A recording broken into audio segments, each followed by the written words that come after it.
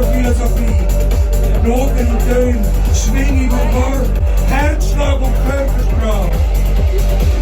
Also mutig überkommt, überall ganzheitlich und zu jeder Zeit. Er überkommt mich, packt mich und reißt gar nicht mit. Selbstbesprüchsender Art, Geschichten erzählen, einfach klar und direkt. Funktionieren ohne zusätzliche Special Effects, ohne Feuer, Wasser oder Laut und Geschrei. Wieder und wieder. Wir sind eins. Unsere Arbeit ist gemacht.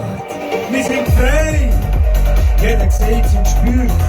Wir sind mit drin und verbunden. Frei von Mangel, Zweifel und Schmerz. Sinne, fühl, flüh, kreis deine Kreis, wie ein Vogel am Himmel. In der Nacht und am Tag, egal was du machst, mach's richtig. Mach's richtig. Vergiss es nicht und denk immer dran. Erinnere dich an das 6. November. Was auch immer dann war.